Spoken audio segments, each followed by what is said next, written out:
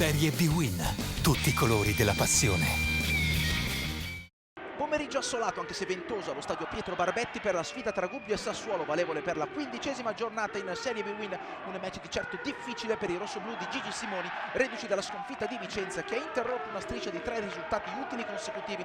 Lunga serie positiva aperta invece per i neroverdi emiliani, che non perdono da ben 8 gare e che, conquistando i 3 punti in terra umbra, acciufferebbero il secondo posto solitario alle spalle del Torino. Si parte agli ordini dell'arbitro Palazzino di Ciampino. È già in piedi mister Pea, che tra l'altro è stato vice allenatore di Simoni ad Ancona, Napoli e Siena. Terzo minuto, c'è questo destro alto, tanto per cominciare, di Boaci, il bomber del Sassuolo finora, con 6 marcature. Da Masucci a Sansone, doppio dribbling in aria, viene fermato Sansone in presa bassa dall'ex portiere delle giovanili del Milan Donnarumma. Gubbio in avanti, c'è questa avanzata di Sandriani, tiro deviato. Pomini non si lascia sorprendere, si alza in piedi anche Gigi Simoni. 14esimo, il lungo rinvio di Pomini, il colpo di testa di Masucci. Sansone difende il pallone su Farina, ancora Sansone, il sinistro poderoso di Gianluca Sansone. Nulla da fare per Donnarumma, Sassuolo in vantaggio. Ecco FIFA il gesto dello Shusha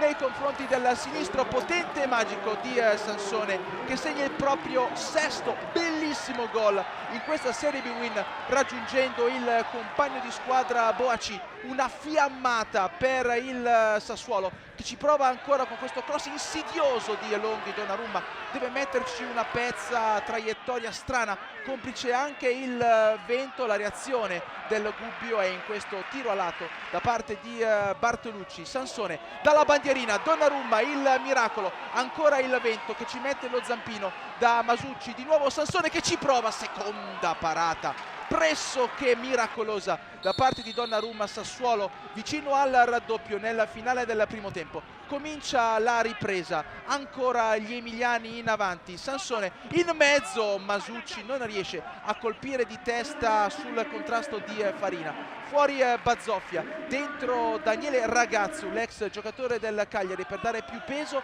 all'attacco del Gubbio, che ci prova con questo destro alto di Bartolucci.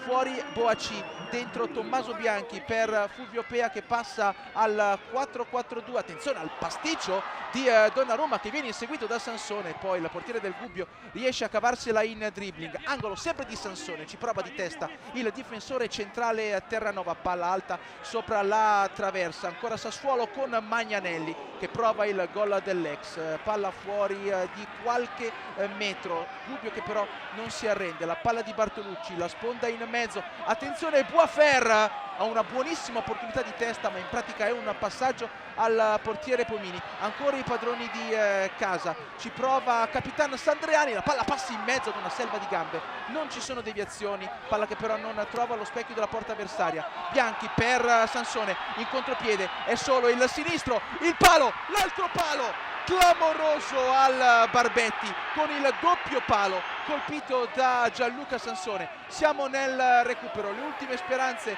del Gubbio. Ragazzu, destro potentissimo, ci mette le mani Pomini per deviare in calcio d'angolo. Ancora una mischia, Bartolucci, sfera che si perde sul fondo. Sono gli ultimi istanti di sofferenza per il Sassuolo, che espugna 1-0 il Barbetti. Gli uomini di Pea sono secondi da soli.